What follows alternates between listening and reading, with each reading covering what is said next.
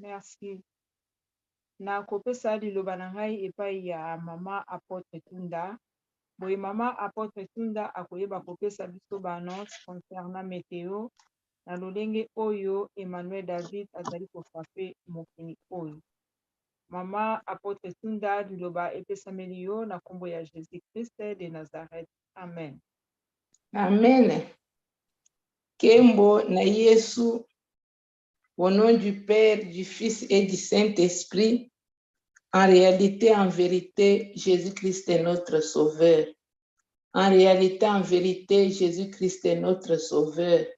En réalité, en vérité, Jésus-Christ demeure notre Sauveur. Honneur, louange et adoration soit à son Excellence El Shaddai, notre Père.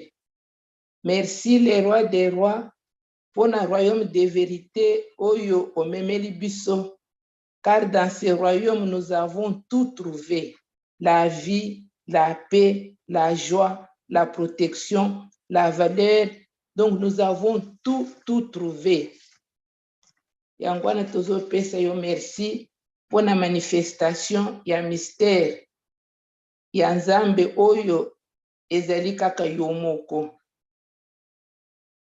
Éternel notre Saint-Père, na lingi na yebisa pe na lakisa bana na yo musala liloba na yo eza kosala. Kasi yo moko kolo liloba pour faire comprendre bana na yo pona lokumu na yo na kombo ya Emmanuel. Merci Seigneur de gloire, na pamboli yo, na sanjoli yo, na kombo ya Eden. Amen. Amen. Na yebite bande soki bozo mona nga paske na changer appareil po bomona malamu na tablette na zara kolanda. Sikoyo na pesi mama na biso juge Deborah merci mingi pona kopesa nga liloba. Papa pambola yo apambola libota na yo. Na pesi shalom shalom na bana ya Nzambe, bana ya Israeli. O bavandi ti lero pona koyoka makambo papa azosala. Titre ya masolo na biso ezali Dieu a tracé une nouvelle carte géographique mondiale. Les fléaux s'augmentent. Cherchez Emmanuel. Ya solo bande ko fléaux ezo matakaka. Toke na Iran, okomona na image grave inondation na ba parti mingi ya terrain pe na ba quartier oyo eza penepene. Pombula ebetaki mingi pendant 3 jours esali inondation ya suka. Donc mai oyo ya inondation mai na bango mingi ezalaka toujours na potopoto moyen te. Alors esali 8 morts et 19 disparus. Non, 8 morts te si emati ekomi na 35. Epai mususu ba batima ezokweya.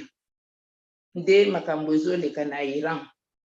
Na Indonésie, mbula ebetaki makasi, ba village mingi inondé, na crise soudaine, 10 morts, 4 disparus, bandaku mingi détruit, mawa mingi na Indonésie. Na Chine toyebi situation ndenge ezali, bandaku mususu ebandi kokweya. Po ina inondation ezosala kaka ba dégâts, pe mbula ezo continuer kaka kobeta. Donc lokola bambula ezobeta kaka boye à la longue bandako ezopola ekomi kokweya na ba inondation na bango. Donc c'est comme ça makambo ezoleka na Chine. Donc na Iran lisusu bazwi 2 jours ya inondation ya suka batu na bâtiment ancien ezokweya. Na Philippines bazwi tremblement de terre ya magnitude 7 esali ba dégâts mingi. Siko toke na Amerique, na Kentucky eza suka na mbula ya makasi ebetaki nde bazwi inondation historique bango balobi kuna ke ezali historique pona monter rapide ya mai ebomi 8 personnes. Je ne sais pas si soki chiffre si emati bato bamati na batwa pona kozela basecours. Mai euti na ngomba etondisi baruisseau boyebi ndenge moko ndenge ezalaka soki baruisseau ya mike etondi mai etombokaka eyaka terrible.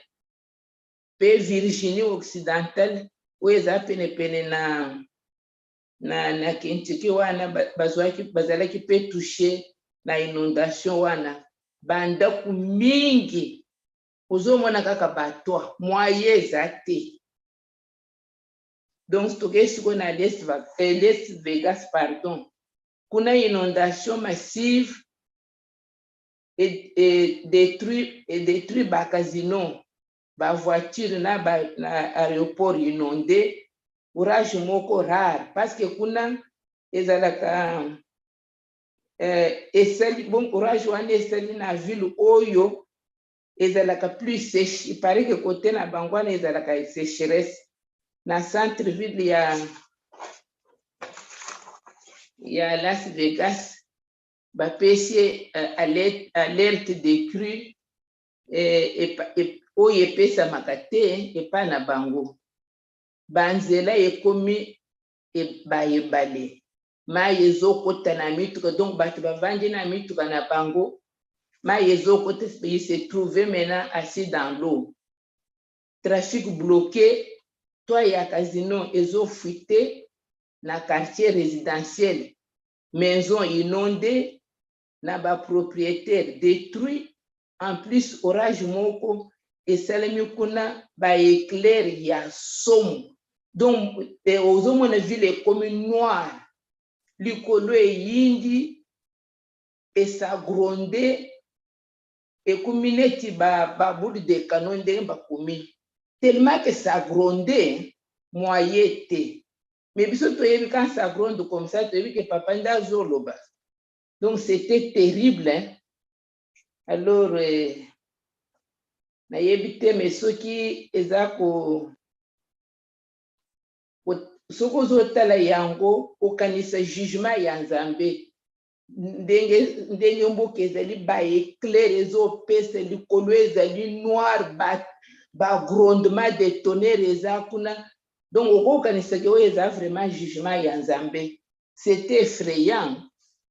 Yango wana sikoyo nakolakisa bino anima. J'espère que bokomona bien bandeko nanga bomona makambo papa azosala na mokili eza ebele, mais je ne sais pas tout. Je ne sais pas soki bozomona mama bundi bozomona ezela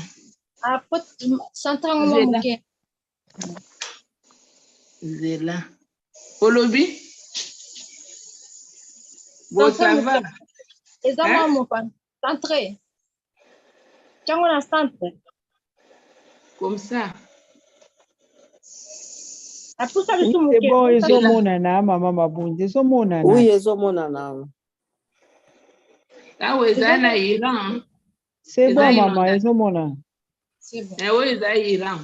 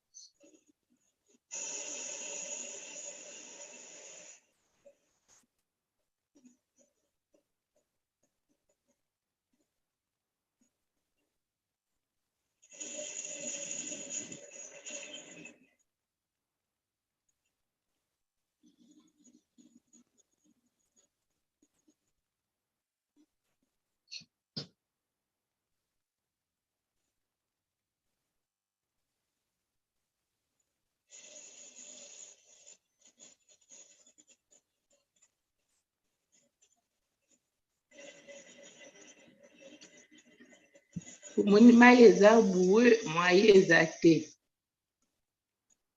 Wana nakanisi eza ba site na bango historique. bato bazokrempe na mituka mawa penza.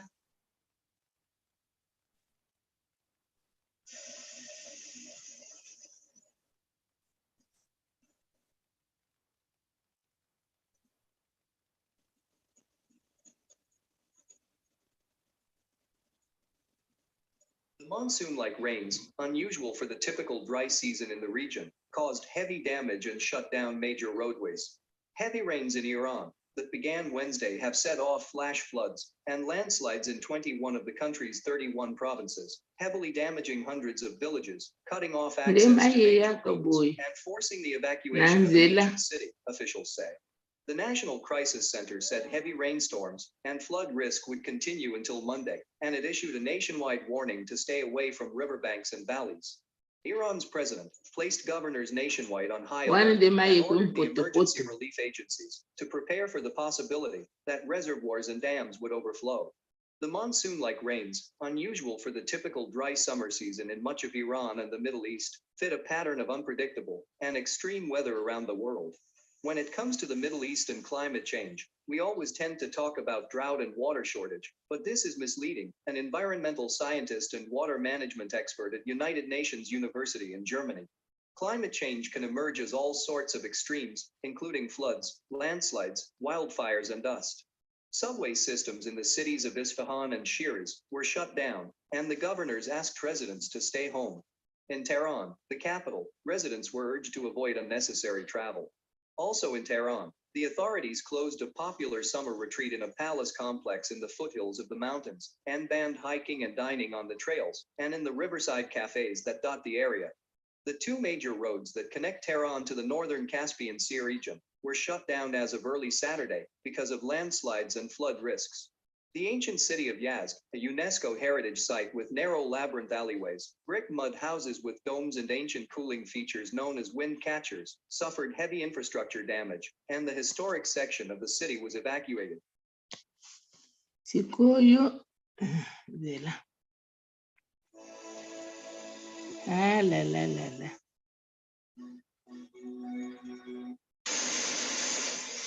Siwoyo sana Dubai, eh? Dubai pesa terrible, meona lingna la sabino. Voilà, wana na Émirats Arabes. Nani bazui inondation ya boete. So bozo mona bien te boye bisinga, s'il vous plaît. Most regions of the United States of Emirates witness heavy and medium rains, which lead to the flow of valleys and the accumulation of water in low-lying areas in Al-Quwain, Sharjah, Ras Al Khaimah, Agman, and Fujairah.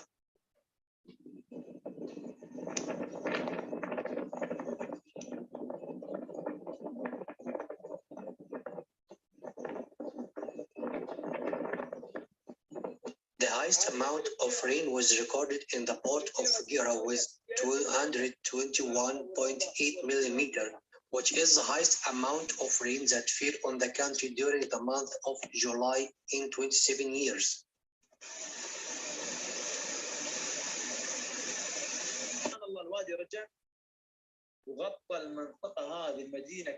The amount of precipitation is still likely to increase in the coming hours as a result of the continued heavy thunderstorms.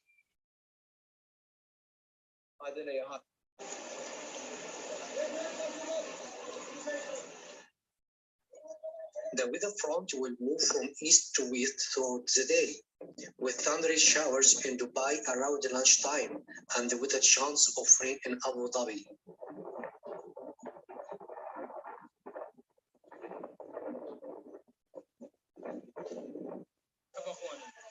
According to Emirati media, the Fujairah police warned citizens not to leave their homes unless absolutely necessary, and there were also reports of power outages as a result of severe floods.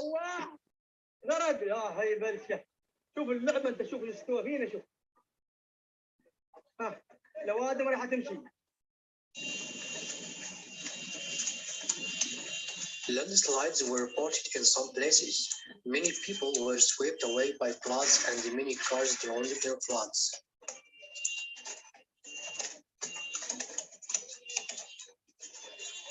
situation is similar in the east of the UAE, drowning destinations, cutting of many roads, and many distress calls.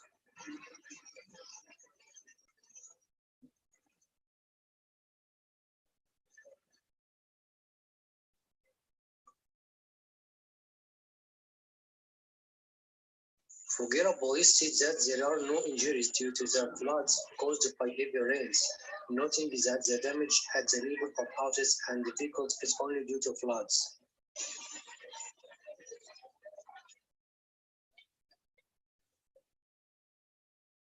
UAE Vice President Sheikh Mohammed bin Rashid ordered the deployment of emergency and rescue teams in Dubai to support rescue operations in the Emirate of Fujairah and the eastern regions of the country.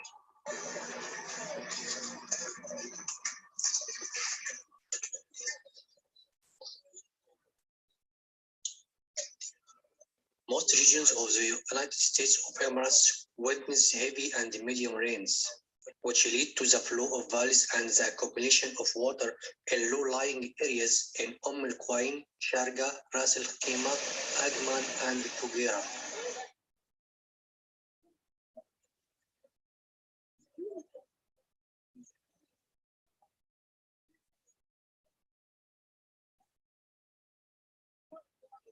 The highest amount of rain was recorded in the port of Fujairah with 221.8 millimeters, which is the highest amount of rain that fell on the country during the month of July in 27 years.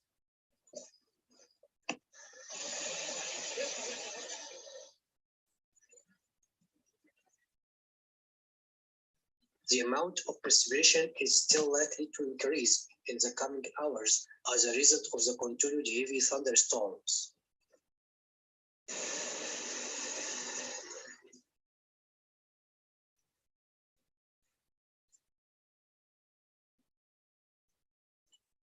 Thank you for watching.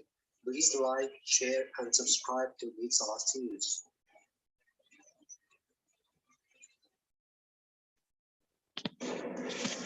Voilà.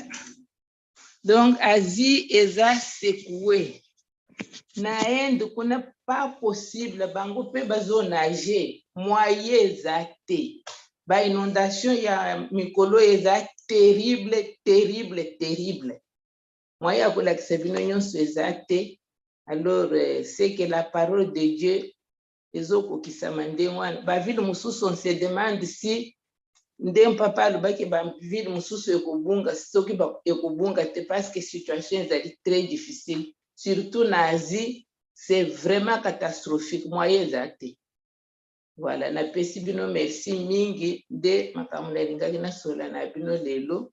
Papa azwa lokumu na nyonso. Mama Juge Deborah nazongiseli yo liloba na nkombo ya Emmanuel, merci. Amen. Merci, Mama Apôtre Tunda kopesanga liloba. Emmanuel apambola na o nyonso tu na mosala kitoko ozosala, vraiment Emmanuel apambola yo. Merci mingi. Amen, Mama. Amen. Mama olingi oloba na nga? Bon, bana Nzambe namoni tokopema ana moko. Allô? Ah, ok. Amen, merci. Namoni tokopema ana mokolo ya lelo tokutani kaka lobi na 20h na heure de Paris. Vraiment kimia Emmanuel ezala kati na biso tina mabota na biso na kombo ya Jésus-Christ de Nazareth. Tolobi amen, amen, amen. Amen. Amen. Amen. Kembo na Yesu.